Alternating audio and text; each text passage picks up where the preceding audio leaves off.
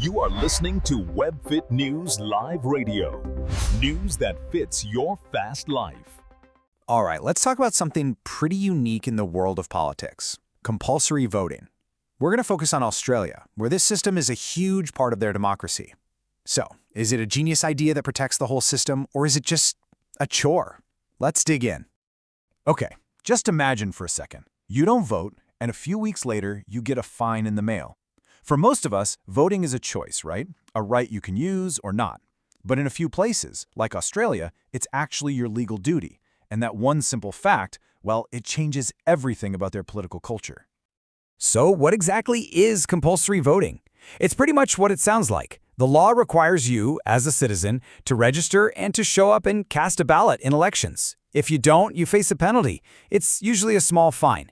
The big idea here is to get voter turnout as high as possible, to make sure the final result really reflects what the entire population wants, not just the people who are the most fired up. But how did a country end up making voting mandatory in the first place? To get that, we have to jump in our time machine and go all the way back to 1924 in Australia. See, before 1924, voter turnout was dropping like a rock. I mean, people were getting seriously worried that governments were being chosen by just a small fraction of the public. So they passed a law to make voting mandatory. The hope was it would force a more representative government. And now, almost 100 years later, it's still a core part of Australian identity. But believe me, the debate over whether it's a good thing is as hot as ever. And that debate really comes down to two totally different ways of looking at it. One side, you have the people who call it a safeguard for democracy. They think it creates stability and makes things fair. And on the other side, you've got those who see it as a chore, an obligation that just makes people apathetic and turns a civic duty into a mindless routine. Let's start with the argument for it. Why do its supporters think it's so critical for protecting a healthy democracy? Well, the thinking goes like this. When everyone has to vote, political parties can't just appeal to their most passionate extreme supporters. They have to moderate their message. They have to try and win over that big, less political group in the middle. This helps prevent powerful special interest groups from having too much sway, and it pulls the entire political conversation toward the center. And this really gets to the heart of the safeguard argument. As some scholars put it, the system acts like a buffer. It protects democratic stability by reducing sharp divisions and preventing aggressive populism. By making sure everyone participates, it creates a more stable, less polarized political climate. But, of course, that is only half the story. Now we've got to flip the coin and look at the other side. The argument that compulsory voting is really just a chore with some pretty serious downsides.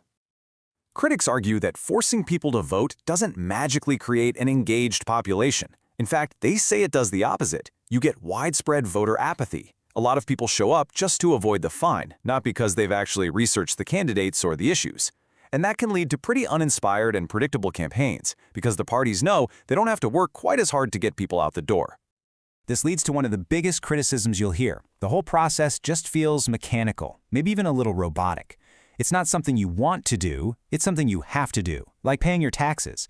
For a lot of people, it's just another task on the to-do list. And that mechanical feeling is really reinforced by something you see at every polling station: volunteers handing out how-to-vote cards. These little pamphlets tell you exactly how to fill out the ballot to vote for their party.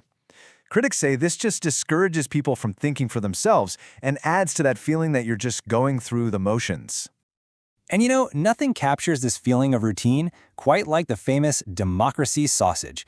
It's become this iconic tradition where there are sausage sizzles, barbecues, set up right outside the polling places. And while it's a beloved part of the day, for some, it really symbolizes the whole experience. You show up, you vote, you grab a sausage, and then you kind of forget about politics until the next election rolls around. So where does that leave us? Well, right in the middle of a huge paradox. It's this fundamental conflict between just showing up, participation, and actually caring, genuine engagement. You can see the paradox laid out pretty clearly here. From an international point of view, Australia's system often gets a lot of praise. People see the incredibly high turnout and the stable political outcomes and think, wow, they've really got it figured out. But from a domestic perspective, you hear a lot of criticism that it creates a culture of routine over real, thoughtful engagement. And that brings us to the final and maybe most important question in this whole debate. Does getting nearly everybody to vote automatically mean your democracy is healthy? Or is it the quality of that participation, the thought, the care, the genuine interest that truly matters? It's a question Australia continues to wrestle with, and frankly, it's one for all of us to think about.